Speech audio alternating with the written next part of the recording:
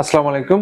Doctor Faisal Kamal, general laparoscopic surgeon. একটি বিষয় আপনাদের নজরে আনতে চাই, সেটি হচ্ছে সেবাসিয়াস সিস্ট। এটি খুবই ছোট একটা সমস্যা আমাদের সার্জিক্যাল ফিল্ডে। এটা আমরা মাইনর সার্জারির মাধ্যমে অপসারণ করি, এই জন্য আমি ছোট বা মাইনর সার্জারি বললাম।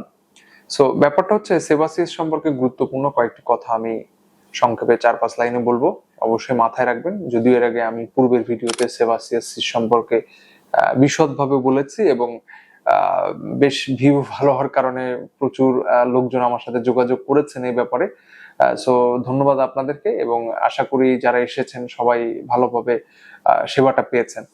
সো প্রথমত ব্যাপারটা হচ্ছে সেবাসিয়াস সিস্ট, এটা এক ধরনের সিস্ট, এর ভিতর সেবাম জমে হয়। এটা আমাদের শরীরের যে কোনো জায়গায় হতে পারে। সো কমনলি কিছু আছে যে মেলদের ক্ষেত্রে দেখা যায় পিঠে বা ব্যাকে বেশি হয়, এছাড়া দেখা যায় যে স্ক্রোটাম বা অন্ডকোষের স্কিনে বেশি হয়।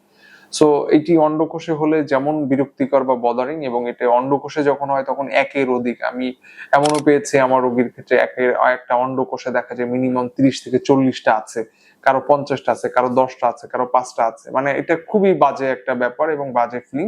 এবং পিঠে বা হাতে যেগুলো দেখা যায় যে শরীরে একটা দুইটার বেশি খুব বেশি হয় না, এবং এগুলোর কালো মুখ বা পাংটাম থাকে এবং ভেতরে বেশ শক্ত অবস্থায় থাকে, এবং এটি অনেক কাল যাবত থাকে।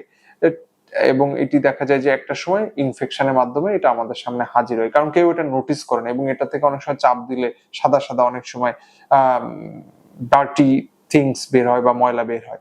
সো এই হচ্ছে সেবাসিস্টের প্রথম কথা। কিন্তু আমি যেটি বলতে চাই আসলে, যারা ডায়াবেটিক পেশেন্ট আছেন, যারা বয়স্ক আছেন, যাদের এই ধরনের সেবাসিয়াস সিস্ট আছে, তারা অবশ্যই সেবাসিয়াস সিস্ট সার্জারি করে নেবেন।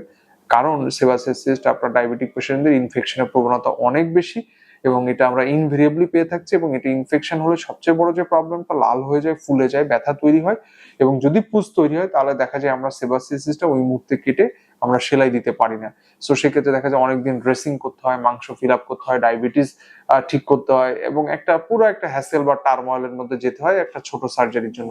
সো এই জন্য এই সেবাসিয়াস সিস্ট ইনিশিয়াল অবস্থায় আপনি যদি সার্জারি করে নেন, এটা জাস্ট অবশ করে সার্জারি করে ফেলা যায়, এবং কসমেটিক ভাবেও করা যায়, যেটা যেভাবে চায় রোগীরা।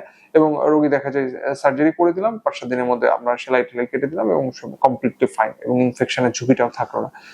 মনে রাখবেন সেবাসিয়াস সিস্ট ওষুধে ভালো হয় না, এটার কোনো ওষুধ নাই।